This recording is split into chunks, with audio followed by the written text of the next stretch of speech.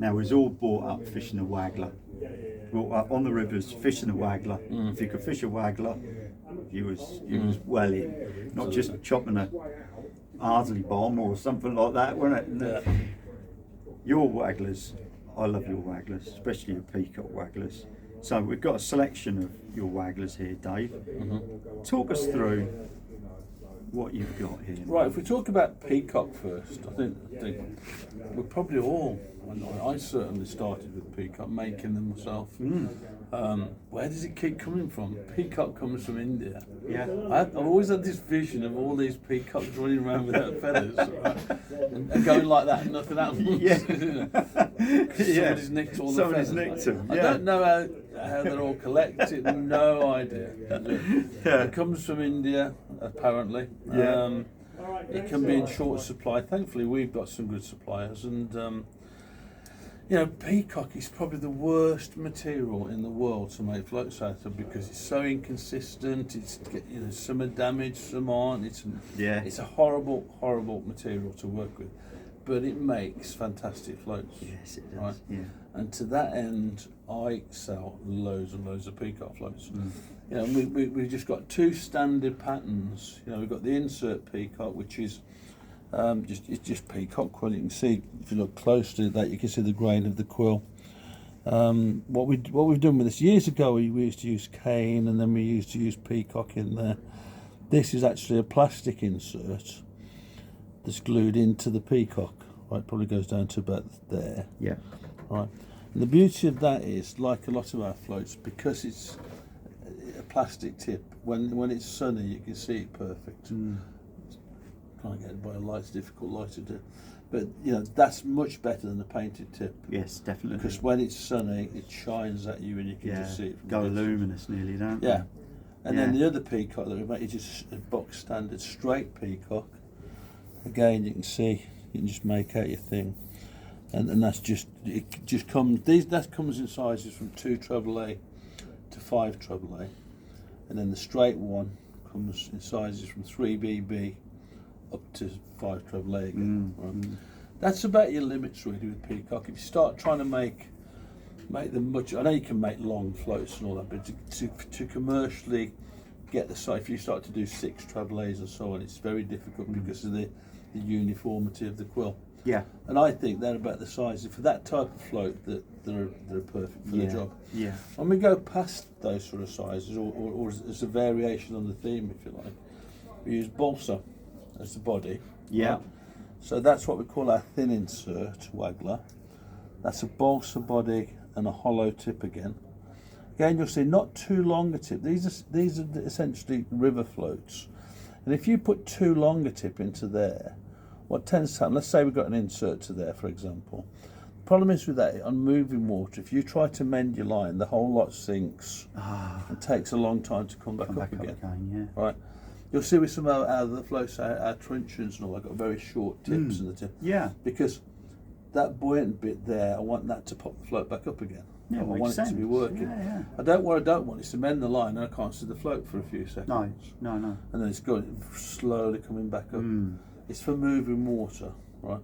That's our thin insert. And then just following on from that one, you can see the difference. That's the thick insert. Again, they both feature hollow tips. I can't stress enough of the importance, how useful hollow tips are with sunshine. If you got, especially if you've got sun coming at it, from behind the float, so it's facing you. A painted tip, such as that one, if you like, you struggle to see. You get the hollow tip, and it looks twice as thick as what it is. Illuminates them, don't it? And then this one. Yeah, this is quirky. I think this it's quirky came about. like that is. This came about from actually one of your customers that came in here the last time I was here. He said, "Do you remember me?" I said, "Yeah, I do." He said, and he was the one who originally showed me a sample of that float. Well, of that idea. It wasn't as obviously it wasn't a need. It was something he'd cut around from some dart flight. I think. Was he out of commission? No, I gave him some floats. The idea came from him. I think it was a dart flight or something he cut around. And glued into a float to give it that. And what it does, you see, if you look, I don't know whether the camera can pick that up. You can pick up the profile of it. is an arrowhead, for want of a better description, right? It's like a dart. And they say the one he'd made, it was different. It was very dumpy and everything else, but the idea I thought is great. So what happens is, at distance, let's say we've got it shotted to that, so that's just above the water. At distance, that gives the illusion of a thick tip. Yeah. Right, it's almost as thick as that peacock there. Yeah. Right, but in actual fishing terms, Yeah. it's so sensitive. You know, one number 8 shot will just pull it straight down, right? Yeah. So you imagine that to a taking fish. You know, you imagine if we just take that peacock by comparison with the same amount stuck out, the buoyancy on that quite often will mean that the fish will just suck it and blow it out. Feel it. Feel it. Feel it. Whereas Yeah. that one just slows everything down. Yeah. And what was the name? Well, it's a sensitive tip, so sensitive worked. You know? Yeah, it And does. what we've actually done as time went on, I mean that's an unloaded version, taking 5 treble A. We've actually got these now in the loaded versions as well in our plastic floats. Yes, we have. Yeah. So One, there's something there across that covers. When I'm fishing places like the Avon or the steadiest, you know, the Trent and this, that, and the other, just for general fishing, these cover an awful lot of places. Absolutely. And they're typically floats that you would fish with maggots and casters and hemp seed. You know, loose feeding. Yeah. Ideally for swims, say between 4 and 10 foot deep. You know. Yeah. It just covers a lot of the fishing that we do. Yeah. Some have got base eyes. Most of the for the base eye ones or peacock ones, I would recommend using our ultralight adapters. Yeah. They're kinder on that, because if you put too big an adapter on or too tight an adapter, there's always that danger you can rip that out. Yeah, absolutely. Rip the base out of it. You know, it's like pith inside there. Yeah.